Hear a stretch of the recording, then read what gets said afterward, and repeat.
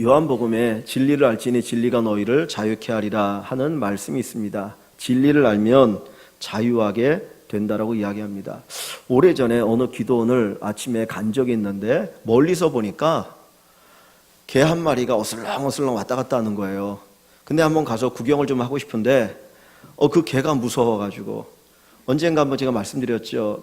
어디죠? 여기 평화교회 수양관 갔다가 아침에 일찍 나갔다가 개 7마리가 달려들어갖고 죽는 줄 알았다고, 여러분 못 볼 줄 알고 진짜 거기서 막 움직이지도 못하고 발발발 떨고 있었습니다. 진짜 죽는 줄 알았거든요. 그러지 않아도 개를 무서워하는데 7마리가 달려드니까 죽을 뻔했거든요. 근데 그 기도원을 갔는데 개 한 마리가 크게 어슬렁어슬렁거리는 거예요. 가서 구경하고 싶은데 구경할 수가 없어가지고 그래서 이렇게 뒤로 이렇게 돌다 가만히 보니까 줄이 묶여 있는데 어떻게 묶였냐면 기둥과 기둥 사이에다가 줄을 쭉 연결해 놓고 그리고 그 줄에다 고리를 달아서 다시 줄을 묶어가지고 개 목에다가 달아놨더라고요. 그러니까 이 개가 앞뒤로 왔다 갔다 할 수도 있고 그 다음에 옆으로도 왔다 갔다 할 수 있는 거예요. 근데 멀리서 보면 그 줄이 안 보이니까 그 개가 풀어져 있는 것 같아가지고 달려갔다가는 막 달려와서 이렇게 갔다가는 물을 것 같아가지고 가지도 못하고 그냥 온 기억이 있거든요.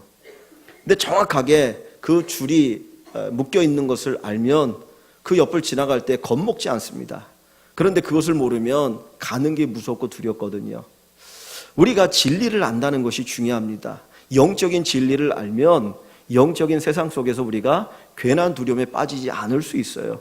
그런데 영적인 진리를 모르기 때문에 정말 누려야 될 자유를 누리지 못하고 두려움 가운데 살아가는 경우가 많이 있습니다. 오늘 이 요한계시록은 이 믿음의 사람들이, 초대교회 성도들이 박해 가운데 있을 때에 이 계시록을 통해서 그들에게 자유를 주시기 위해서 주신 말씀입니다. 그들은 너무나 큰 핍박이 있습니다. 지난번에도 말씀드렸던 것처럼 어떤 성도들은 정말 햇볕도 보지 못하고 고난 가운데 아니면 카타콤에서 태어나서 죽는 사람들도 있거든요. 그런 고난의 현장에 있는 그들에게 이 고난이 끝이 아니다, 분명히 반드시 승리가 있다고 하는 것을 이 계시록을 통해서 알려주시는데 목적이 있는 거예요.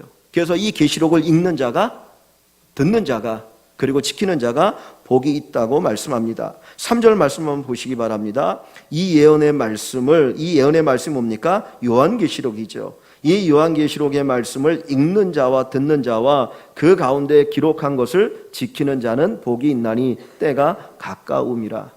지금은 성경책이 흔하지만 옛날에는 성경책이 없었습니다.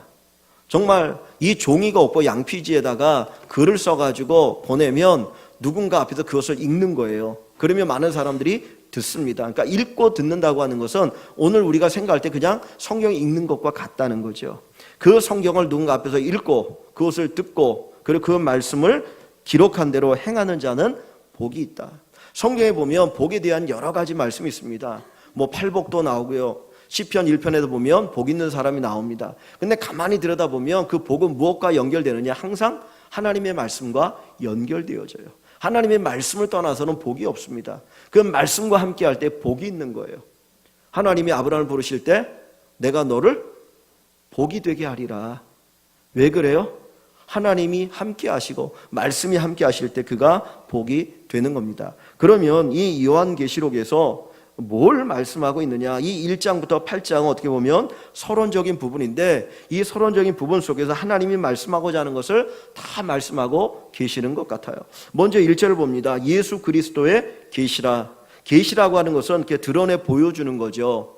하나님이 보여주시는 거예요. 하나님 보여주기 전에는 우리가 알 수 없어요. 하나님 보여주셔야만 아는데 뭘 보여주신다는 겁니까? 예수 그리스도에 대해서 보여준다는 거예요. 예수 그리스도. 그러니까 지금 초대교회 성도들은 무슨 생각을 하고 있습니까? 예수님께서 이 땅에 오셔서 그리고 33년 동안 사시다가 3년 사역하시고 십자가 달려 죽으시고 승천하신 것만 생각하고 있잖아요. 그래서 예수님은 가셨구나 그 생각만 가지고 있는데 이 계시록을 통해서 아니다, 그게 아니라는 거예요. 주님은 지금도 일하고 계신다. 주님은 지금도 일하고 계신다라고 하는 것을 보여주시는데 목적이 있습니다. 그래서 예수 그리스도의 계시라 그랬습니다. 그리고 이는 그랬어요. 그 예수 그리스도의 계시인데 그 내용이 뭐냐? 다시 봅니다. 이는 하나님이 그에게 주사 반드시 속히 일어날 일들을 그 종들에게 보이시려고 그의 천사를 그 종 요한에게 보내어 알게 하신 것이라. 자, 하나님께서 누구에게 먼저 계시를 보여줍니까? 예수 그리스도를 통해서 계시를 보여주십니다. 근데 그 이야기가 어떤 내용이에요? 반드시 속히 일어날 일들, 반드시 속히 일어날 일들이라는 거예요. 그러니까 이 초대교회 성도들은 무슨 일이 일어날지는 몰랐어요. 지금 당장 그냥 눈앞에 어떤 고난과 핍박이 있는 것, 그것만 두려워 떠는 거예요. 어떤 사람들은 예수 믿는 것 때문에 원형검기장에 끌려가서 사자의 법이라는 사람이 있고, 또 뭐 별의별 그런 고문 가운데 죽는 사람들이 있는데, 그런 사람들 앞에서 그들에게 반드시 속히 일어날 일을, 그걸 말씀하고 있습니다. 뭐가, 어떤 일들이 그에게 있느냐 하는 거죠. 자, 그러면서 2절 말씀을 보면 요한은 하나님의 말씀과 예수 그리스도의 증거 곧 자기가 본 것을 다 증언하였느니라 그랬습니다. 자, 여기 보면 다시 그 예수 그리스도의 계시를 뭐라고 말하냐면 하나님의 말씀이다, 예수 그리스도의 증거다라고 이야기합니다. 예수 그리스도의 증거, 그러니까 예수 그리스도가 증거하는 것 또는 예수 그리스도에 대한 증거라는 거죠. 그것을 이야기하고 있다, 이 요한계시록이. 그러니까 여러분들이 요한계시록을 읽을 때에 요한계시록에서 뭐를 봐야 됩니까? 사실은 예수 그리스도를 봐야 되겠죠. 예수 그리스도가 무슨 일을 하는가, 그거를 사실은 보는 것이 이 요한계시록을 기록한 목적입니다. 자, 그리고 나서 4절을 한번 다시 가봅니다. 4절로 가보시면 요한은 아시아에 있는 7교회에 편지하노니, 이 요한계시록이 먼저는 어디에 보내졌나요? 7교회에 보내진 겁니다. 7교회, 에베소 교회부터 라오디게아까지 7교회에 이 요한계시록을 써서 보내서 그들이 읽게 만든 거예요. 근데 그 내용이 뭡니까? 뭐라고 말하냐면 편지하노니 이제도 계시고 전에도 계셨고 장차 오실 이와 그의 보좌 앞에 있는 7 영과 그랬어요. 지금 하나님을 이야기하는데 하나님을 어떻게 표현합니까? 이제도 계시고 전에도 계셨고 장차 오실 분이라고 표현하고 있습니다. 그런데 7절을 봅니다. 7절에 보시면 또 이렇게 얘기합니다. 볼지어다 내가 구름을 타고 오시리라. 예수님이 승천하셨는데 다시 주님께서 오신다라고 하는 걸 이야기하고 있죠. 8절 말씀을 봅니다. 주 하나님이 이르시되 나는 알파와 오메가라. 이제도 있고 전에도 있었고 장차 올 자요 전능한 자라 하시더라. 지금 이 1절부터 8절의 이 짧은 구절 속에서 하나님을 표현하고 있는데 이제도 있고 전에도 있었고 장차 오실 분으로 표현하고 있어요. 지금 이 성도들이 고난이 많으면 그 고난 속에서 뭐가 안 보입니까? 하나님이 안 보이죠. 그렇지 않습니까? 여러분들이 막 핍박을 당하고 어려운 일을 만나게 되어지면 그때 우리에게 제일 먼저 암울한 것이 뭐냐면 하나님이에요. 하나님이 암울하시고, 왜 하나님이 계시다면 이런 일이 일어날 수 있는가? 하나님이 계시다면 어떻게 내가 이런 고난을 받을 수 있는가? 내가 그래도 하나님 신실하게 섬겼는데 어찌 이런 고난이 있을 수 있습니까? 그리고 마치 이 초대교회 성도들에게 그 고난 속에서 그들은 하나님이 계시지 않은 것처럼 보일 수 있다는 거예요. 그때 하나님께서 제일 먼저 그들에게 말씀한 게 뭐냐면 너희가 믿는 그 하나님은 지금도 계시고 전에도 계셨고 앞으로도 계시는 분이다라는 거죠. 전에 계셨다라고 하는 거는 이해가 됩니다. 그들도. 그죠? 근데 지금도 계시다라고 하는 것은 잘 이해가 안 될 수 있어요. 아니, 하나님 계신데 내가 왜 이런 고난을 당해야 되는가? 하나님 계신데 왜 우리가 이렇게 신앙생활 힘들고 어려운가? 그런데 사도 요한을 통해서 말씀하신 건 지금도 계시고 장차 오실 것이다. 장차 오실 것이다. 그것이 바로 사도 요한을 통해서 먼저 말씀하고 계시는 내용입니다. 우리가 믿음 생활할 때 우리가 항상 기억해야 될 거 뭐냐면 하나님은 지금도 계시고 전에도 계셨고 앞으로도 계시는 분이다. 여기에 대한 고백이 우리에게 있기를 원합니다.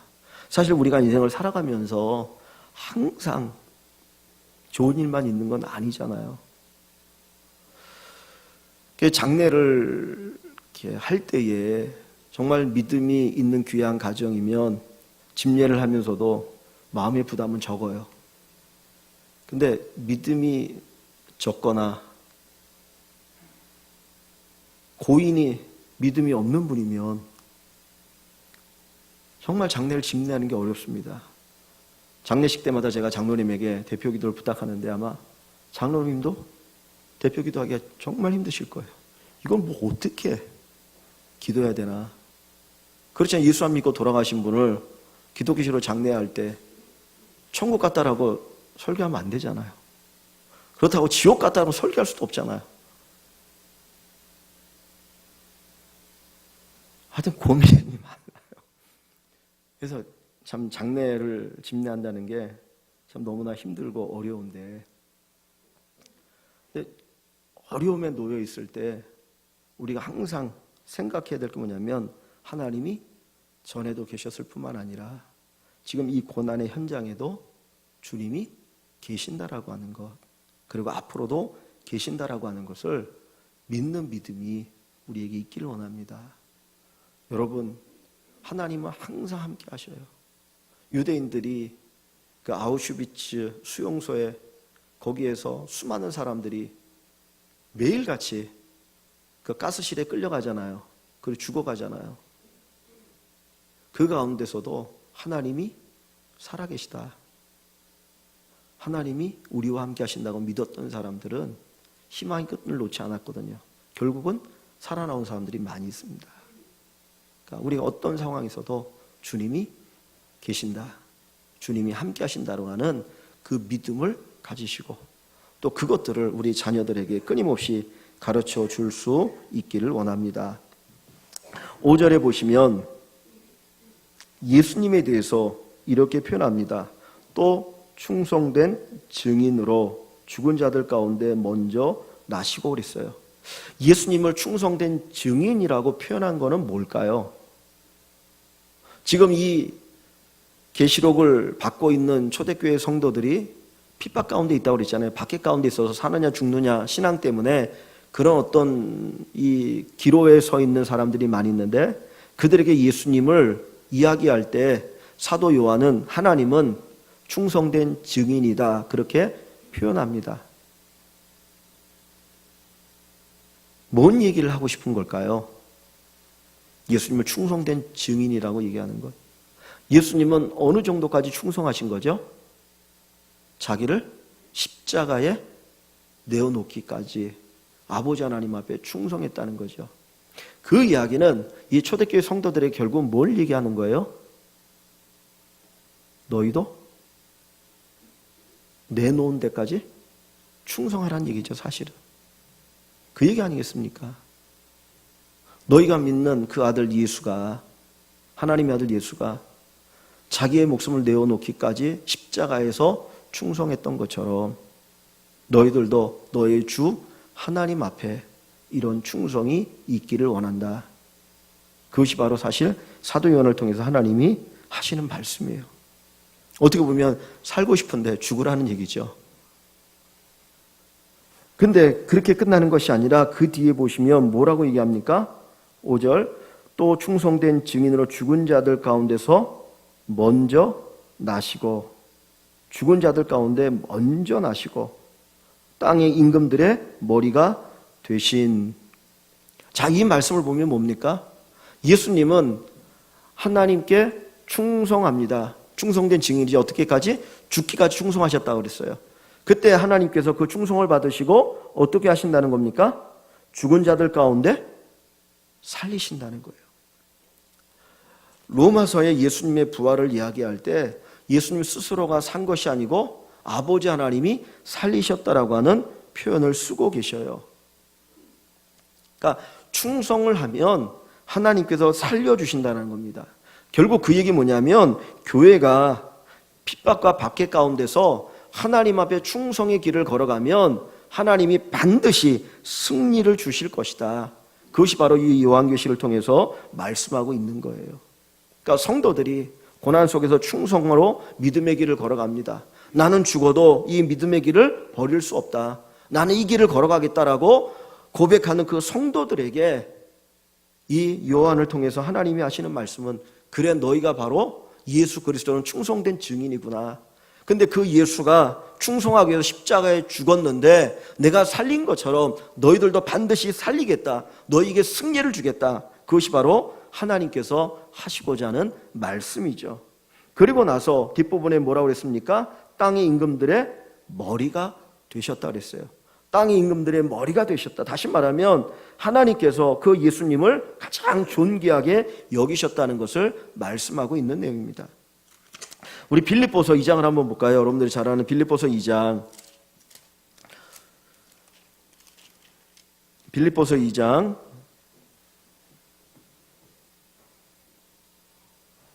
여기는 좀 표현이 다르지만 겸손으로 표현되어 있지만 결국 같은 이야기입니다. 2장 5절부터 11절 말씀입니다. 2장 5절부터 11절. 너희 안에 이 마음을 품으라. 곧 그리스도 예수의 마음이니 그는 근본 하나님의 본체시나 하나님과 동등됨을 취할 것으로 여기지 아니하시고 오히려 자기를 비워 종의 형체를 가지사 사람들과 같이 되셨고 사람의 모양으로 나타나사 자기를 낮추시고 죽기까지 복종하셨으니 곧 십자가에 죽으심이라. 철저하게 하나님 앞에 순종했음을 이야기하죠. 8절에 이러므로 그렇게 순종하고 충성했기 때문에 하나님이 그를 지극히 높여 모든 이름 위에 뛰어난 이름을 주사 하늘에 있는 자들과 땅에 있는 자들과 땅 아래에 있는 자들로 모든 무릎을 예수의 이름에 꿇게 하시고 모든 입으로 예수 그리스도를 주라 신하여 하나님 아버지께 영광을 돌리게 하셨느니라. 바로 이 일이 이제 누구에게 일어날 거라고요? 초대교회 성도들과 우리들에게 일어날 것이다 하는 것을 이야기하는 겁니다. 그러니까 예수님이 충성되었을 때 그를 하나님이 다시 일으킨 것처럼 너희들을 일으켜 승리케 할 것이다. 여러분들이 정말 믿음으로 주님을 섬기다가 힘들고 어려운 일들이 있을 겁니다. 때로는 고난이 다가올 때도 있죠. 때로는 힘들고 어려울 때도 있죠. 그때 정말 주님을 바라보면서 그것들을 이겨나가시면 결국은 하나님께서 기뻐하시고 놀라운 일을 이루어 주실 줄 믿습니다.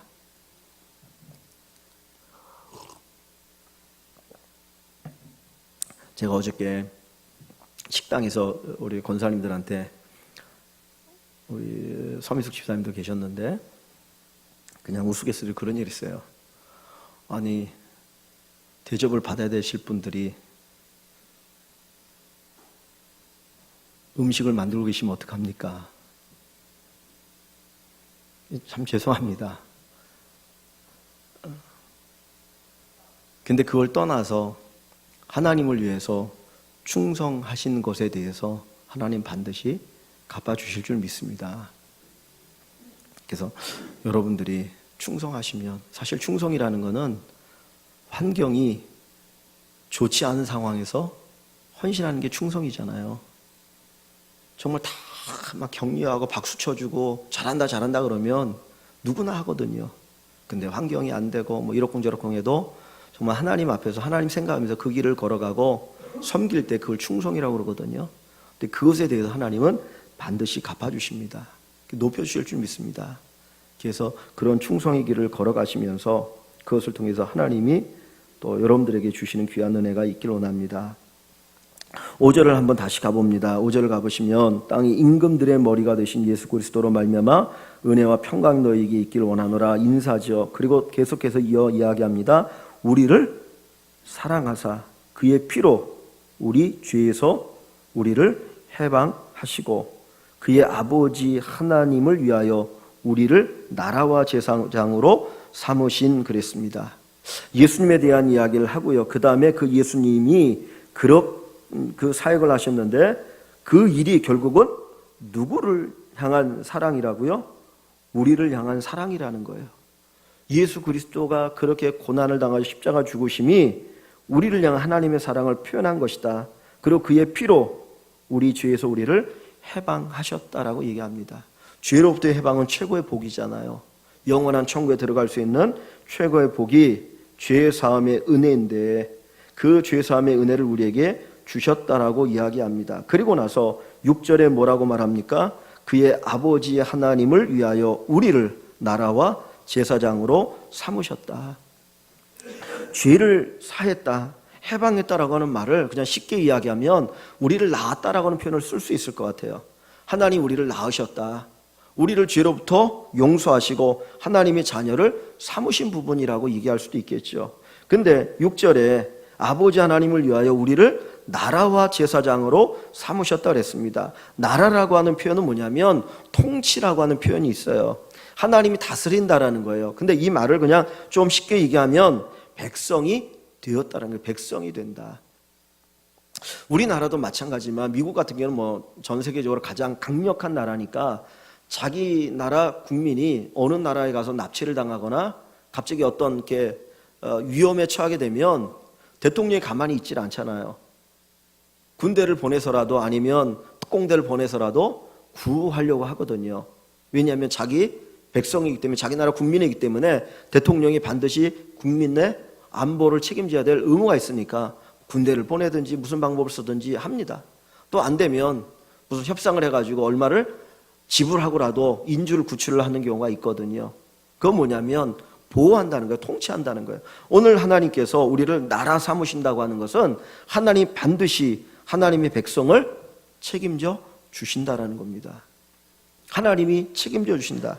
하나님 반드시 책임져 주신다. 그래서 우리가 믿음의 삶을 살아갈 때, 믿음의 길을 걸어갈 때 하나님 반드시 책임져 주신다, 승리케 하신다는 것을 약속하고 있습니다. 7절에 볼지어다 그가 구름을 타고 오시리라. 사도행전 1장에 예수님이 구름을 타고 올라가시죠. 그때 천사들이 뭐라고 말합니까? 너희가 본 그대로 다시 오시리라. 그래서 구름을 타고 올라가신 것처럼 다시 구름을 타고 오실 것이다라는 겁니다. 근데 7절에 각 사람의 눈이 그를 보겠고 그를 찌른 자들도 볼 것이요 땅에 있는 모든 족속이 그로 말미암아 애곡하리니 그랬어요. 자, 여기 보면 애곡한다는데 왜 애곡하겠습니까? 땅의 모든 족속이 애곡한다는 거예요. 예수님을 찌른 자들, 핍박하고 박해한 자들이 애곡할 것이다. 그 얘기는 뭐예요? 그들에게 뭐가 있을 것을 얘기하는 겁니까? 심판이 있을 거라는 거죠. 반드시 하나님이 갚아주실 것이라는 거예요. 그래서 그들이 애곡하게 되어질 것이다라는 것을 얘기합니다. 그리고 마지막 8절을 봅니다. 8절을 보시면 주 하나님이 이르시되 나는 알파와 오메가라. 이제도 있고 전에도 있었고 장차 올 자요 전능한 자라 하시더라. 지금 4절이나 이 7절이나 이 8절에 하나님이 어떠한 분인지 하나님의 존재에 대한 이야기를 합니다. 시간적인 그런 측면에서 하나님을 얘기하시는데 나는 알파와 오메가라. 이 알파 오메가는 이 당시에 헬라어를 썼는데 헬라의 알파벳의 첫 번째가 알파입니다. 그럼 맨 마지막 자가 오메가거든요. 그러니까 알파와 오메가는 뭡니까? 처음과 마지막이라는 거예요. 하나님이 처음이요 마지막이다. 이제도 있었고 전에도 있었고 장차 올 자요. 거기에다가 어떤 분이라고요? 전능자라는 거예요. 왜 하나님께서 끊임없이 자기 자신을 이렇게 표현하겠습니까? 결국은 이 고난당하는 것을 누가 보고 있다는 거죠? 하나님이 보고 계시다는 거죠. 이 사회의 모든 걸 하나님이 외면한 게 아니라 하나님은 다 알고 계시다라는 거예요. 하나님 보시고 하나님이 다 알고 계십니다. 제가 그러니까 결혼하고 얼마 안 됐을 때 이제 저희 여동생이 먼저 결혼을 해가지고 이제 태어났는데 시골을 한번 같이 간 적이 있었어요. 이제 큰아버님이 70인가 60인가 하셔서 갔는데 그때 애가 이제 걸음마를 하기 시작할 때였어요. 그러니까 이제 어른들은 애가 걷는 게 너무 신기하잖아요. 그러니까 이게 이제 기어다니다가 뭘 자꾸 일어서다가 그 다음에 이제 거리려고 하니까 너무너무 신기한 거라. 그러니까 이제 막 하면서 오라고 하니까 애가 한 발짝 두 발짝 하다가 넘어집니다. 또 다시 일어서서 뭐 하다가 넘어지다가 그러다 뭐 걷는 거예요. 그러면 뭐 신기해가지고 박수치기도 하고 막 그러거든요. 근데 애는 한 발 두 발 걷다가 넘어지면 사실 고통스럽잖아요. 만약에 아이들이 스스로 인지 능력이 있어가지고 하면 왜 자꾸 내가 넘어지는데 일어서 걸으라고 하느냐 그러고 원망할지도 몰라요. 근데 부모 입장에서 어른들 입장에서는 그걸 통해서 뭐를 아이에게 가르쳐 주는 겁니까? 걸음마를 가르쳐 주는 거잖아요. 그죠? 넘어져야만 걸음마를 할 수 있거든요. 아이가 걷지 않으면 걸음마를 할 수 없잖아요. 언젠가 그런 제가 말씀을 드렸는지 모르겠는데 어떤 엄마가 아이를 낳았어요. 근데 이 아이를 낳았는데 이 아이가 처음에는 뭐 몰랐어요. 정상적인 줄 알았는데 뒤집기를 해야 되는데 제대로 뒤집기도 안 하고 뭐 기어다니지도 않고 그러니까 나중에는 놀래가지고 이게 어떻게 됐나 하고 병원에 갔더니 이게 뭐라 그럽니까? 뇌성마비라고 그러나요? 뇌성마비가 돼버린 거예요. 처음엔 몰랐어요. 나중에 보니까 아이가 엄마 뱃속에 나와야 되는데 나오다가 이 골반이 작으니까 딱 걸려가지고 못 나온 거예요. 그러니까 숨이 막혀있는 상태에서 병원을 갔는데 작은 병원에서 큰 병원 간다고 막 이리 왔다 갔다 가다가 시간을 놓쳐가지고 뇌성마비에 걸려가지고 애가 못 걷는 거예요. 그러니까 걸으면서 넘어지는 건 정상입니다. 그죠? 걸으면서 넘어지는 게 정상이거든요. 그러면서 걷는 걸 배우거든요. 하나님께서 우리를 다 아셔요. 다 아십니다. 그런데 때로 우리가 그런 고난의 현장에 그냥 두시는 것처럼 하실 때에 분명한 목적이 있다는 거죠. 그래서 여기 말씀 속에서 나는 알파와 오메가다 다 아신다는 거예요. 야, 내가 너희 처음도 알고 끝도 알아. 하나님은 우리의 끝도 아시잖아요. 그죠? 과거만 아는 게 아니죠. 우리의 끝도 아시잖아요. 그리고 전에도 있었고 지금도 있고 앞으로도 장차 올 자요 전능자라 말을 쓰고 있습니다. 하나님 모든 것을 하실 수 있어요. 그럼에도 불구하고 고난의 현장에 두시는 것은 결국은 누구에게 유익을 주시기 위함입니까? 우리에게 유익이 되게 하신다는 거예요. 그러면서 이 뒷부분에 가보면 결국은 뭘 얘기합니까? 그런데 이 말씀을 주시는 것은 내가 반드시 너희를 승리케 할 거니까 두려워하지 말라는 거예요. 반드시 승리케 할 거니까. 그러니까 우리가 믿음 생활할 때 아무것도 염려하지 마십시오. 근심하지 마. 하나님께 그냥 맡기십시오. 하나님이 다 책임지시고 인도해 주실 것입니다. 그래서 계시록 14장을 한번 봅니다.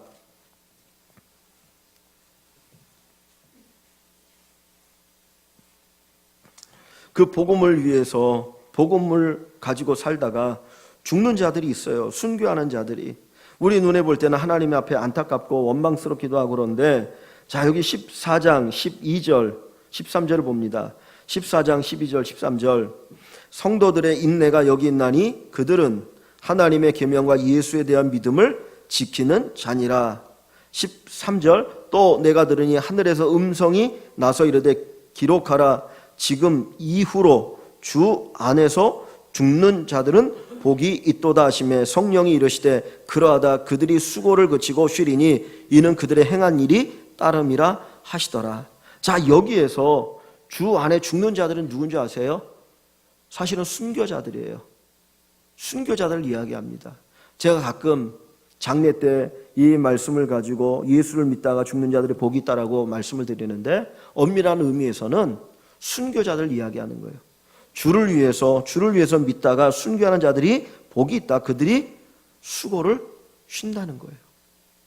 그러니까 하나님께서 정말 가장 큰 복을 아시기 때문에 때로는 고난의 현장에도 우리를 두실 때가 있습니다. 하나님 무능해서가 아니라 하나님께서 전능하신 하나님이고 모든 것을 아시기 때문에 하나님이 그렇게 인도하신다는 것을 우리에게 말씀해 주는 내용입니다. 오늘 이 말씀을 정리를 하려고 합니다. 말씀을 아는 자가 복이 있습니다. 하나님의 말씀을 아는 자가 복이 있습니다. 저나 여러분이나 이 진리의 말씀을 더 알아가시기를 바랍니다. 하나님 우리에게 말씀으로 가르쳐 주시고요. 말씀으로 역사하십니다. 우리가 말씀을 더욱더 알아가시고 그리고 분명한 것은 하나님을 반드시 승리케 하신다는 거예요. 우리를 붙들고 계신다는 거예요. 여러분이 어느 곳에 있어도 여러분 혼자 있지 않습니다. 하나님이 함께 하십니다. 나를 그냥 고난의 현장에 두시는 것은 우리가 감당할 수 있기 때문에 하나님이 두시는 거고요. 우리가 감당할 수 없을 때는 어떻게 하셔요? 피할 길을 열어주셔요. 그것이 하나님의 역사입니다. 그래서 저와 여러분들이 믿음의 승리자들이 되실 수 있기를 주의 이름으로 간절히 축원합니다.